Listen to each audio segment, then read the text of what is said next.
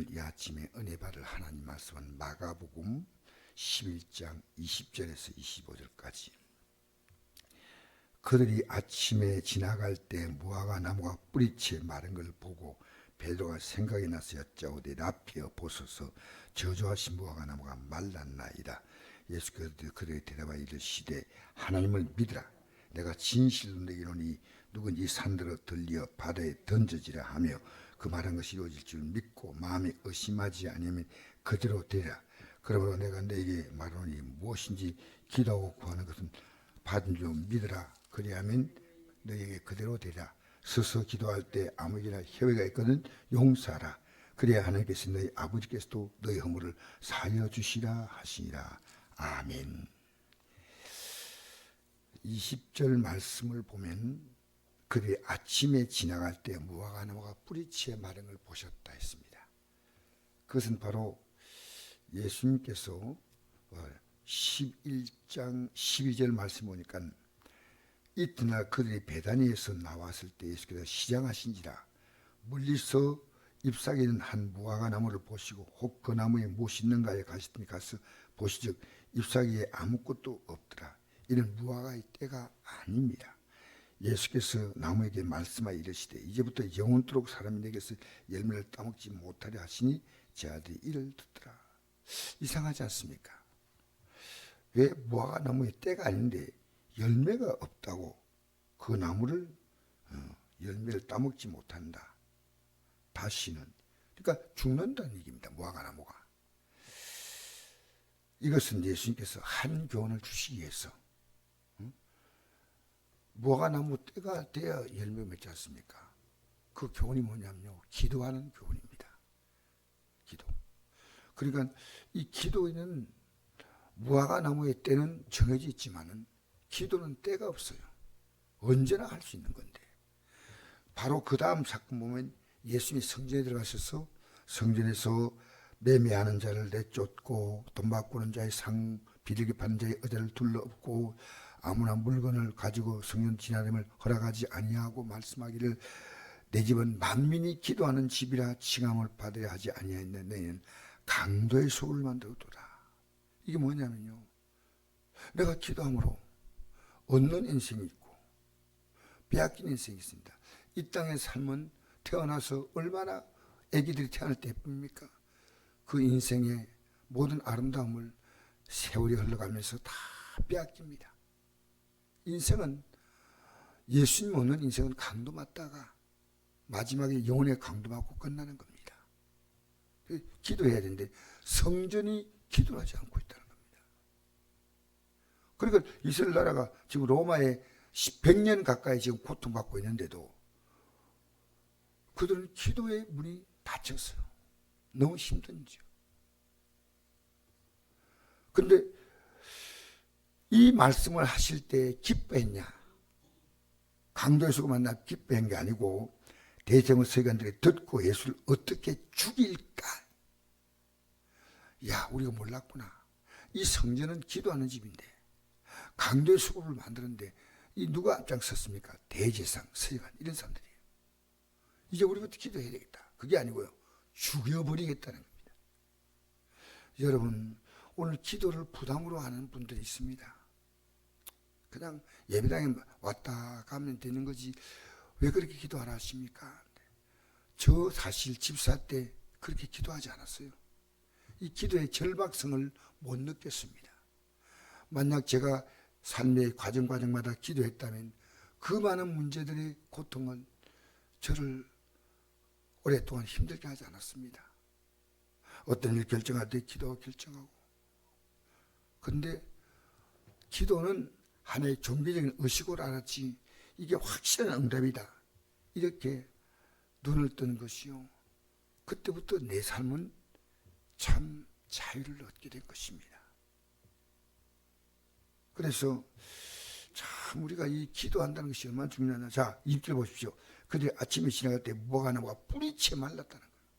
이게 뭡니까? 이 무화과 나무를 저주하신 사건은 저주가 아니에요. 이 말씀대로 이루어진다는 걸 확실히 보죠. 기도가 얼마나 중요하냐. 베드로가 생각나 저쪽에 라비아 보서 저주하시 무화과 나무가 말랐나이다. 예수 그들에게 대답하여 이르시되 하나님을 믿으라. 여러분, 하나님 믿는 게 뭔지 압니까? 왜 이 말 기도하라 말하지 않고요, 하나님을 믿는 첫 단추가 기도입니다. 기도하는데 무슨 죄를 용서받습니까? 우리 죄 용서 못 받으면 구원 없잖아요. 그 하나님을 믿는 첫 단추가 기도입니다. 하나님 믿어라. 그러면 기도하라. 똑같은 말이에요. 항상 기뻐하라. 심하고 기도하라. 범사에 감사하라. 어떤 일만 기뻐하는 거예요? 왜? 하나님 믿으니까. 23절 내가 진실로 느끼노니 누군지 이 산들을 들려 바다에 던져지라 하며, 이 산이 바다에 던져질 일은 없는데 유다의 일인의 속담은 뭐냐면요, 그 당시 속담은 지혜로운 랍비 선생, 요즘 말하는 목사님이죠. 지혜로운 랍비는 산을 들어서 바다로 던진다, 문제를 해결한다, 그 뜻이에요. 그 말한 것이 믿고 마음에 의심하지 않으면 그대로 되리라. 이 산이 들려서 바다에 던지는 건 아무 의미 없잖아요. 그러므로 내가 네게 말하니 무엇인지 기도하고 구하는 것은 받은 줄 믿으라. 그러면 그대로 되리라. 할렐루야. 저 어제 밤에 기도에 중요한 응답 하나 받았습니다. 이 말씀드리기는 곤란하지만, 야, 이게 내가 이걸 몰랐구나. 기도하는데 그 답을 주시더라고요. 25절에 이 중요한데, 우리 기도가 응답받는 이유가 뭐냐? 25절에 그 답이 있습니다. 읽어볼까요? 서서 기도할 때 아무에게나 협약이 있거든 용서하라. 그리하여 하늘에 계신 네 아버지께서 너희 허물을 사하여 주시라 하시라. 할렐루야. 여러분, 우리가 기도할 때 그 기도의 가장 첫 번째 문제는 뭐냐면요, 우리가 지금 이 문제 만난 이유는요, 죄입니다. 죄. 하나님이 아무 일 없이 문제를 주시는 거 아니에요. 그럼 하나님께 잘못한 건 하나님께 회개하고, 사람의 잘못은 사람에게 용서해주고, 그래야 됩니다. 지금 대한민국 어려움 만난 것은 정치의 문제가 아니에요. 우리 기독교인들이요, 정신 차리고 교회가 오늘 정말 기도하면요, 지금 우리가 뭘 얘기했냐면요, 우리 시대 눈뜬 목사는요, 이건 정치인의 문제가 아니고 교회가 기도하고 목회자가 눈 떠야 될 때다, 이렇게 생각합니다. 여러분, 우리요, 오늘 교회 안에서 모두 일어나는 문제, 가정에 모두 일어나는 문제, 국가적인 일어나는 문제는요, 그 배우의 용서가 안 돼요. 용서가 안 돼요. 여러분, 교회마다 성도가 떠나는 가장 중요한 이유는요, 신앙적 문제가 아니에요. 용서의 문제입니다. 용서. 어느 교회나요, 목사님들 꼭까지 하는 게 미워서 떠나는데, 미워서. 기가 막힌 일입니다. 용서하면, 이단 안 가르치면 왜 교회를 떠나야 됩니까? 이게 교회마다 있는 사건입니다. 여러분, 용서하면 하나님께 우리 기도가 응답받는 겁니다. 할렐루야. 18장, 마태복음 18장 이런 말씀이 있습니다. 19절에 진실로 다시 내게 말하노니 너희 중에 두 사람이 땅에서 합심하여 무엇이든지 구하면 하늘에 계신 내 아버지께서 그를 이루시라. 두세 사람이 내 이름을 있는 곳 모인 곳에 나도 그들 중에 있느니라. 그때 베드로가 나와 이르되 주여, 형제가 내게 죄를 보면 몇 번이 용서해 주리까? 7번까지 하오리까? 7번 해주는, 하루에 7번 같은 죄를 용서해 주는 건 너무나 놀라운 일이니까 베드로 사도가 칭찬할 줄 알았어요. 왜? 그 당시에 랍비는 하루에 3번 용서했어요. 말은 3번이지만 3번 용서가 쉬울까요? 근데 7번 하려니까 예수께서 이르시되 내게 눈이 7번뿐 아니라 7번을 70번까지라도 할지라. 그러니까 7번뿐 아니라 7번을 70번 해라, 이게 아니고 70번까지라도 하니까 계속 가는 겁니다. 여러분, 우리의 신앙의 가장 문제는요, 용서해야 됩니다. 지금 우리가 살아가면서 어제 저녁 기도 나오신 분이 이래요. 제가 어제도 회개에 대한 말씀을 잠깐 언급한 적이 있는데, 그분이 그래요. 목사님, 우리의 신앙생활의 가장 큰 문제는 용서하는 것이 쉽지 않다는 걸 느낍니다. 그게 그분이 나쁘다 아니라 그 진실한 고백을 제가 너무나 감사하게 봐요. 나도 용서 못할 문제가 있는데 용서해야 됩니다. 살아가면서 우리 신앙의 큰 걸림돌이 뭐냐면 용서의 문제입니다. 그래서 주기도문에 보면 우리가 우리 죄지은 사여 준 같이 우리 죄를 사여 줍시고, 그건 주기도문 다 끝나고 난 다음에 형제의 과실을 용서하면 하나님께서 너희 잘못 용서하지만 용서하지 않으면 하나님께서 용서하지 않는다. 이 말씀을 주기도문 끝나서 다시 붙였습니다. 아무리 강조해도 지나치지 않는 것은 용서입니다.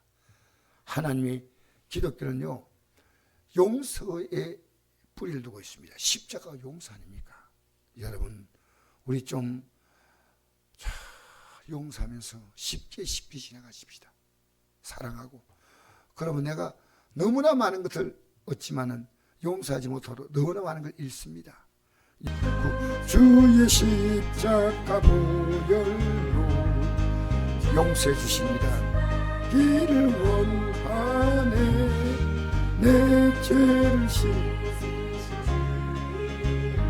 아멘. 찬송합시다.